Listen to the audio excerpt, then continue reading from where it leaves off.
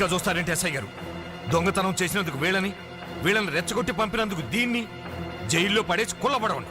పదా సార్, వద్దు సార్, ఆ అమ్మాయి నేను చెయ్యొద్దు. మా తప్పును మేము ఒప్పుకుంటున్నాం. కావాలంటే మమ్మల్ని కొట్టండి, చంపండి. అంజలిని మాత్రం ఎలాంటి మేము భరించలేము. మీ సానుభూతి నాకు అక్కర్లేదు. నేను అడిగానా? మిమ్మల్ని నేను అడిగానా? కట్టుకోవడానికి చీరలేదు, పెట్టుకోవడానికి కమ్మలు గాజులు లేవు, కనీసం కేక్ కొనుక్కోవడానికి డబ్బులు లేవని నేను అడిగానా? మేము దొంగిలించామని చెప్పుకోవడానికి మీకు సిగ్గులేదు. ఇలా దొంగిలించి గిఫ్ట్లు ఇచ్చే బదులు మీరు సొంతంగా కష్టపడి సంపాదించిన దాంతో ఒక్క బొకే వద్దు, కనీసం ఒక్క చాక్లెట్ ఏమి వద్దు, నేరుగా వచ్చి మనస్ఫూర్తిగా హ్యాపీ బర్త్డే అని చెప్పుంటే నేనెంతో సంతోషపడేదాన్ని. అది వదిలేసి నడి బజార్లో నా ఒంటి మీద బట్టలు లాగేసి నగ్నంగా నిలబెట్టినందుగా నన్ను అవమానించారు. చాలు, ఈ అవమానాలు చాలు.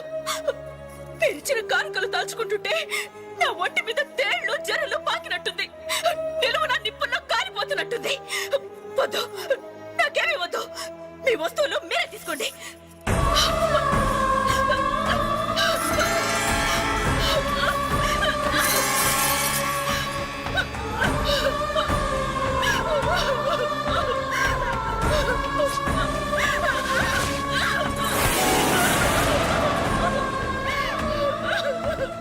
జీవితంలో మీ మహాలకు చూపించొద్దు. ఇక నుంచి మీరు నాకు స్నేహితులు కాదు, శత్రువులు. శత్రువులు.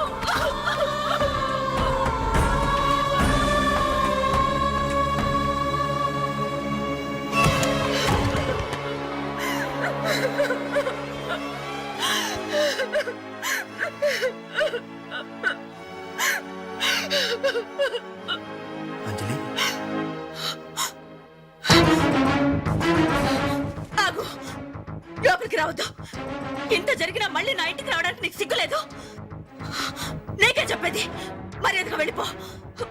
పోలీసులకు ఫోన్ చేస్తాను. I love you.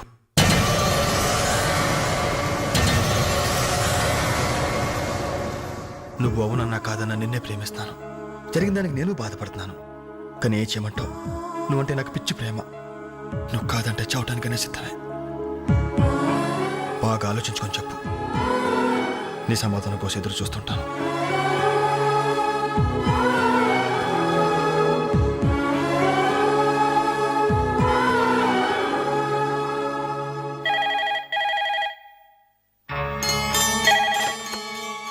Hello hello అంజలి, నేను బాలు మారుతాను.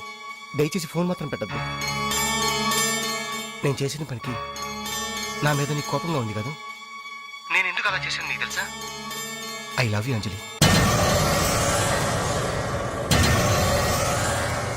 నువ్వు అవునన్నావు అనుకో, అదృష్టవంతుడి. కాదంటే అంతే.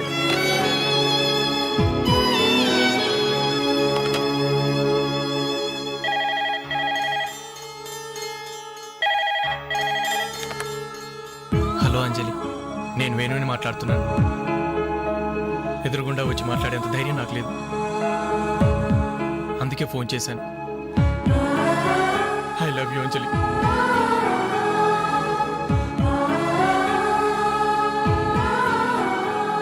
అర్థం చేసుకుంటావు అనుకుంటాను.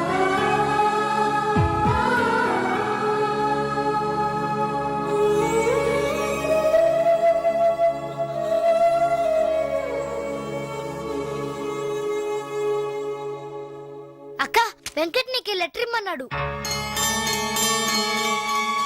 క్షమించంజలి, మన స్నేహం మొదలైనప్పటి నుండి నీ మీదే నా ఆశ, ధ్యాస, కలలు, కవిత్వాలు. Really I love you. నువ్వు కాదంటే ఈ ప్రాణం, ఈ జీవితం, ఈ ప్రపంచం నాకు ఏదీ వద్దు. నీ వెంకట్.